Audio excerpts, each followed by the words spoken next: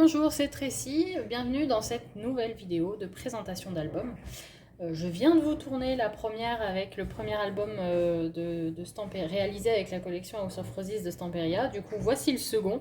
Alors, effectivement, ils sont très ressemblants. J'ai utilisé cette fois-ci des découpes en bois que j'achète chez Saga Post Scrap. Vraiment des choses magnifiques. Et en fait, en cherchant dans mes découpes, je me suis rendu compte que j'en avais une qui correspondait pile poil à la collection en fait, donc parfait. J'ai rajouté quelques petites roses de chez Action, les die cuts de la collection House of Roses ainsi que d'une autre collection de Stamperia, Orchids and Cats je crois. Où dans la collection il y avait plein de papillons, donc j'en ai profité, ça allait complètement dans le thème. Et pour le reste de la couverture, je n'ai clairement pas fait grand chose à part utiliser le très joli papier. Ici c'est du papier, Action, puisque souvent je complète avec les papiers vintage de chez Action qui vont très bien. L'album fait tout comme l'autre un format de 23 par 19 cm, les pages à l'intérieur c'est 21 par 17. Et j'ai utilisé du papier pour les bases de page, du papier de 210 grammes. Les rubans viennent de chez Action. Vraiment, bon, en dehors des papiers de marque et des collections de marque, le matériel vient quand même très souvent de chez Action. Alors, on retrouve un petit peu des similitudes avec le premier pour ceux qui l'ont déjà vu. Hop, ici une cascade interactive. Ah, là il y a une petite... ça coince un petit peu. Ici, la même petite glissière que dans l'album précédent. Parce que comme je disais, c'est vrai que ces die cuts ronds là, bon, ça les met en valeur que de les présenter comme ça. Hop. À chaque fois, on a une petite carte en haut. Voilà. Alors je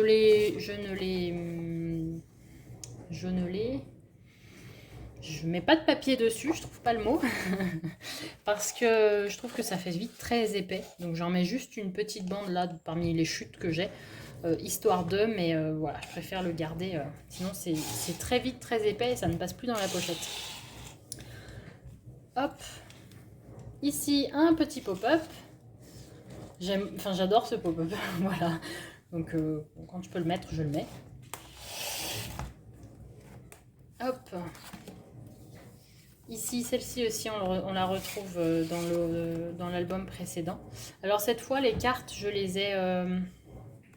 utilisé une perforatrice d'angle qui vient de chez Craftelier. Et donc après, on peut glisser les photos à l'intérieur pour éviter de les coller.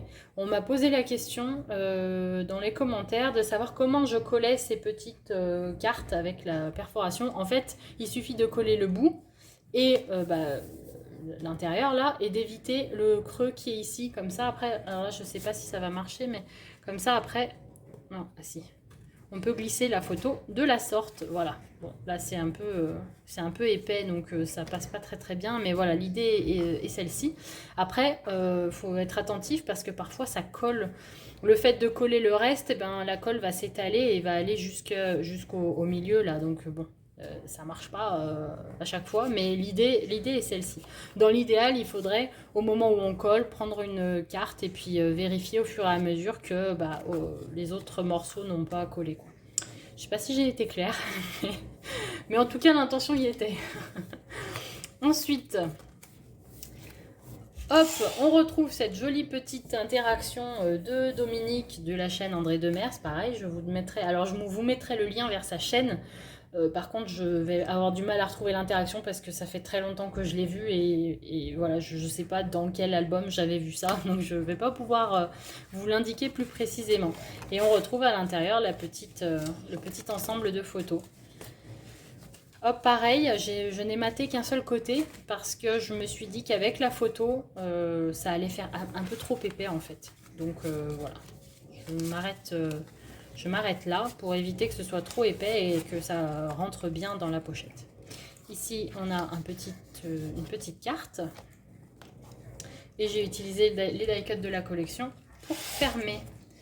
Ensuite, alors bien sûr vous n'allez pas voir. Hop, on a un pop-up, tac, avec une carte. C'est un format 13 par 9 Hop. Ensuite, donc là on a une petite carte. Et ici, hop, voilà. Un pop-up que je trouve très sympa. Ça change. Je l'avais pas encore testé celui-ci. Et voilà. Ici,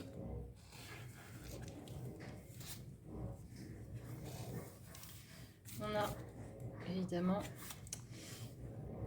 une petite série de photos, une pochette. Donc vraiment, vous voyez, il y a vraiment des similitudes entre les deux albums. C'est comme j'ai fait les deux en même temps, je trouvais sympa de reproduire un petit peu les mêmes choses. Et ici, on a le petit, alors carrousel, comme l'appelle justement Dominique de la chaîne André Demers, puisque cette interaction-là aussi, je l'ai découverte sur sa chaîne. Ah, ça tient plus. Bon, alors normalement, il y a des aimants ici qui permettent de faire tenir le manège. Là, ça ne tient pas. C'est pas grave. Du coup, j'utiliserai. Alors, quand je vois que les aimants tiennent mal, je mets des. Ah, ça y est. Je rajouterai quand même du velcro. Voilà. Juste un point ici de velcro. Comme ça tient bien et il n'y a plus de soucis. Ça se décroche plus. Hop, il faut aussi que je mate l'intérieur. Là, j'ai oublié. Et pour le faire tenir, j'ai juste utilisé un petit rabat comme ça, avec aimant là encore. Et comme ça tient bien. Et pour finir, une carte avec des espaces photos qu'on range ici. Voilà pour ce second album Stamperia House of Roses. J'espère que cette vidéo vous a plu. À très bientôt.